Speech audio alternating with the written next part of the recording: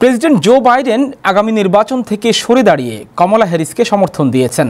Biden নিজেকে প্রত্যাহার করে নেওয়ার পর নির্বাচনী মাঠে যে পরিস্থিতি দেখা যাচ্ছে তা আপাতত কমলা হ্যারিস এবং ডেমোক্রেটদের আশাবাদী করে তুলেছে। অন্যদিকে বাইডেন থেকে সরে এসে কমলাকেই এখন ঘায়েল করতে বিভিন্ন অভিনব কৌশল নিচ্ছেন রিপাবলিকান শিবির। বিশেষ করে 4টি অভিনব কৌশল নিয়ে মাঠ দাপিয়ে বেড়াচ্ছেন প্রেসিডেন্ট প্রার্থী ডোনাল্ড ট্রাম্প।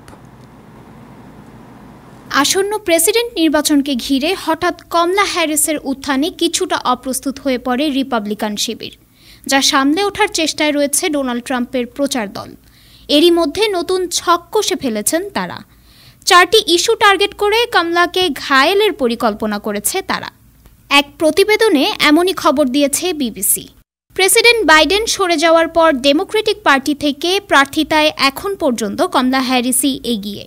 বলা চলে আগামী নভেম্বরে তিনি দলটির হাল ধরবেন। বাইডেন যার কাছে মাত্র এক বিতর্কে ধরাশায়ী হয়ে নির্বাচনের মাঠ ছাড়তে বাধ্য হয়েছেন, সেই ট্রাম্পের বিরুদ্ধে লড়বেন তিনি। প্রেসিডেন্ট বাইডেন ও সাবেক প্রেসিডেন্ট ওবামা, ক্লিন্টন সহ দলের শীর্ষ নেতারা এরই মধ্যে কমলাকে সমর্থন দিয়েছেন। এদিকে কমলাকে প্রার্থী ধরে নিয়েই কৌশল সাজাচ্ছে রিপাবলিকান পার্টি।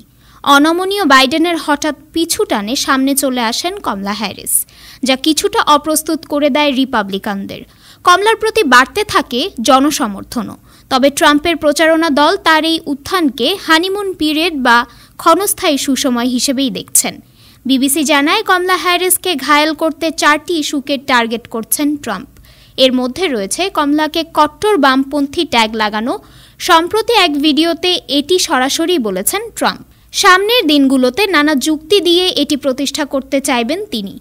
উদাহরণ হিসেবে সামনে আনতে পারেন ট্রাম্পের শাসনামলে 2019 সালে বিভিন্ন আন্দোলনে কমলা হ্যারিসের যোগসূত্র।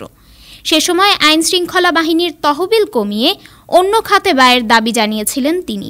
এছাড়া বাইডেনের ভাইস প্রেসিডেন্ট হিসেবে দায়িত্ব পালন করায় তার সরকারের ব্যর্থতার দায় তার ঘাড়ে চাপানো হতে পারে।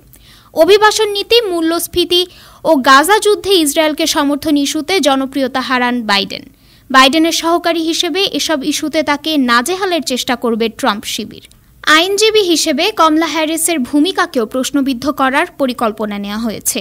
অভিযোগ করা হবে কৃষ্ণাঙ্গদের ওপর বেশি কঠোর ছিলেন কমলা। এছাড়া যেসব অপরাধীকে তিনি কারামুক্ত করতে পেরেছিলেন, পরবর্তীতে তারা বড় অপরাধে জড়িয়ে পড়েছেন। Desk report, time television, new York.